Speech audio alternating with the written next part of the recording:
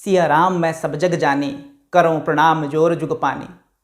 मित्रों, आज हम लोग ज्योतिष के कुछ टर्मिनोलॉजी पर विचार करेंगे। जैसे योगों को हम देखते हैं या फिर भावों को समझने के लिए पहले कौन से केंद्र हैं, त्रिकोण है, पनफर, अपोलिकम जो है, इन भावों को उपचय भाव जो हैं कौन से ये जाने कि जब हम फलदीपिका पढ़ें या और भी पराशर होरा शास्त्र वगैरह जो हम पढ़ते हैं तो देखते हैं कि उसमें इन भावों से संबंधित राजयोग होते हैं, धन योग होते हैं, दैन योग होते हैं, खराब योग होते हैं। तो कुछ इन टर्मिनोलॉजी को जानना बहुत ही ज़रूरी है।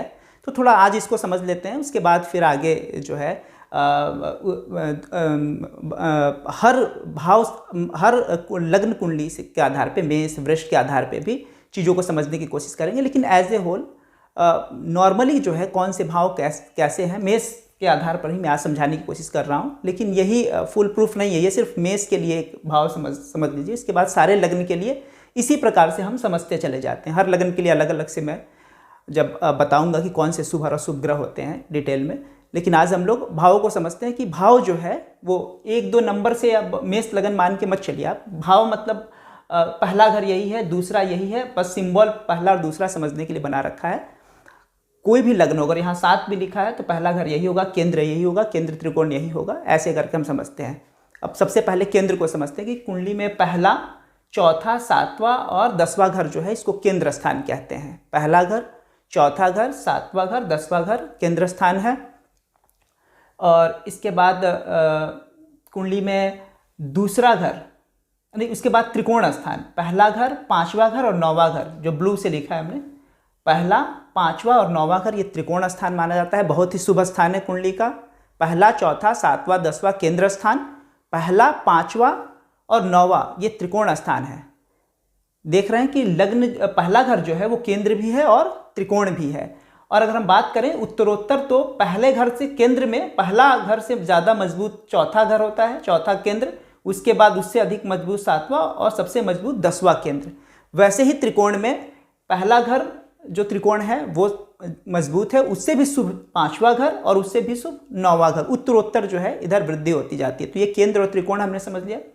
इसके बाद क्या है कि पनफर स्थान, दूसरा, 5वां, 8वां और 11वां घर को पनफर कहते हैं। कई योग बनते हैं, अगर केवल पनफर घर में ही आपके सारे ग्रह हो तो ये योग हो गया। इसी तो इसको थोड़ा जानना जरूरी है कि दूसरा घर, 5वां घर, 8वां घर और 11वां घर ये जो है पनफर भाव कहते हैं इसको। और उपचय स्थान, उपचय से पहले आप अपोक्लिम समझ लें। तीसरा, छठा, 9वां और 12वां ये जो केंद्र है आपस में, 3, 6, 9, 12 द्विस्वभाव राशि है। ये 3, 6, 9 और 12 ये सारी द्विस्वभाव राशि जो है अपोक्लिम भाव कहलाती हैं। 3, 6 मतलब द्विस्वभाव वो राशि तो नहीं है क्योंकि राशि अलग हो गया, लेकिन ये तीसरा, छठा, 9वां और 12वां जो भाव है, जहाँ पे यहाँ पे 3, 6, 9, 12 लिखा हुआ है, तो ये जो है अपोक्लिम भाव इसको कहते हैं। तीसरे को, छठे को, 9वें को और 12वें को। इसके अलावा ये 4 मुख्य, इसके अलावा उपचय बहुत महत्वपूर्ण है। अगर सारे ग्रह आपके उपचय से, ग्रहों से भाव से संबंधित रखते हैं तो भी राजयोग होता है। हालांकि ये भाव बहुत अच्छे नहीं माने जाते हैं। उपचय तीसरा, छठा, 10वां और 11वां ये सारे नौकरी प्रोफेशन से संबंधित है। यहाँ इसलिए यहाँ पर अगर ग्रह हो तो राजयोग कारक हो जाते हैं। हालांकि कई दृष्टियों से ये खराब भी प्रभाव रखते हैं। तीसरा घर, छठा घर, 10वां घर, 11वां, 10वां प्रोफेशन का है, 11वां आय का है, छठा नौकरी का है, तीसरा भी जो है मेहनत पुरुषार्थ वगैरह जो करते हैं उसका अपने बाहुबल से। तो तीसरा, छठा, 10वां और 11वां घर जो है उपचय स्थान होता है। इसी उपचय स्थान में अगर 10वां को बाद दे दें हम तो तीसरा, छठा और 11वां जो है त्रिसडाय कहते हैं। ये अशुभ घर माने जाते हैं। इन घरों के जो स्वामी होते हैं इनका पत्थर भी नहीं पहनना चाहिए, स्टोन वगैरह इनका नहीं, रत्न नहीं धारण करना चाहिए और ये पापी माने जाते हैं। मैं अगली वीडियो जो बनाऊंगा कि कौन से ग्रह शुभ होते हैं और अशुभ, उसमें मैं इसको विस्तार से समझाऊंगा कि तीसरा, छठा, 11वां जो है वो अशुभ घर ही माना जाता है। तीसरा, छठा, 11वां और त्रिकोण जो है पहला, 5वां, 9वां ये हर हाल में शुभ माना जाता है। और 3, 6, 11 जो है त्रिसडाय जिसको कहते हैं हर हाल में अशुभ माना जाता है। इसी उपचय में 3, 6, 10, 11 उपचय है तो इसमें से सिर्फ 10 को अगर बात देते 3, 6, 11 जो है वो त्रिसडाय है। और ऐसे ही 6, 8 और 12 को दुह स्थान कहते हैं। 6, 8 और 12 दुह स्थान, ये अनिष्ट कारक है, दुख देने वाला स्थान है, इसलिए इसको दुह स्थान कहते हैं। 6, 8 और 12 को इसको और डिटेल में जो है कि कौन से हमारे लिए शुभ फल देने वाले और अशुभ फल देने वाले हैं उसका विचार अगली वीडियो में करेंगे। तो समझाऊंगा फिर कि 2, 6, 8, 12 इन सब का कौन से घर शुभ हमारे लिए, कौन सा अशुभ है। उससे पहले ये थोड़ा समझना ज़रूरी था। हमने क्या आज ये समझा संक्षेप में कि पहला, चौथा, 7वां, 10वां घर केंद्र स्थान है हमारा। पहला, 5वां, 9वां ये त्रिकोण स्थान है। उसके बाद दूसरा, 5वां, 8वां और 11वां ये पनफर स्थान है। दूसरा, 5वां, 8वां और 11वां।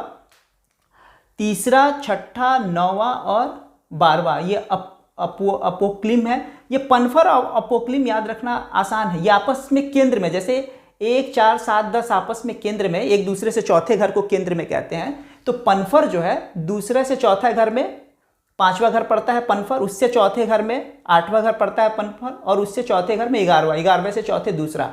तो पनफर आपस में केंद्र में है। केंद्र भी आपस में केंद्र में तो रहेगा ही, अपोक्लिम भी आपस में केंद्र में है। ये याद रखने के लिए आसान है। अपोक्लिम जो है 3, 6, 9 और 12 ये आपस में एक दूसरे से चौथे होते चले जा रहे हैं। 3 से चौथा छठा, छठा से चौथा 9वां, 9वां से चौथा 12वां। तो अपोक्लिम भी आपस में केंद्र में है। उपचय जो है वो केंद्र में नहीं है। उपचय जो है त्रिकोण, कुछ लोग 5वें और 9वें को ही त्रिकोण मानते हैं, लेकिन ये गलत है। त्रिकोण नाम ही है त्रिकोण, 3 एरिया ट्रायंगल से हम बन रहे हैं। तो ये तीनों एक दूसरे से 120 डिग्री, 120 डिग्री, 120 डिग्री का डिफरेंस ये तीनों जो है 360 डिग्री का टोटल हमारा जो क्रांतिवृत्त है, इसमें जो त्रिकोण है 120 डिग्री का, ये त्रिकोण 1, 5 और 9 है। इस तरीके से उपचय तीसरा, छठा, 10वां, 11वां उपचय स्थान हो गया। उपचय में ही अगर 10वें को बाद दे देते हैं तो त्रिसडाय हो जाता है। तीसरा, छठा और 11वां घर। और द्विस्थान स्थान जो है वो पहले भी मैं कई बार जिक्र कर चुका हूँ। छठा, 8वां और 12वां जो है द्विस्थान स्थान है। अगर हम समझ देते हैं ये तो याद हो जाएगा सिंपल। ये याद रखना ज़रूरी है आगे के चीज़ों को विचार करने के लिए। ये अगर समझ में आ रही है तो फिर आगे की चीज़ें आसानी से समझ में आएगी। इन भावों को जानना ज़रूरी था कि ये कौन से भाव कैसा है, कैसा शुभ या अशुभ है, इस पर मैं अगली वीडियो में बात करूँगा। तो ठीक है, तो अगली वीडियो में उस टॉपिक पर बात करते हैं फिर। तब तक के लिए कृष्णम वंदे जगद्गुरुम।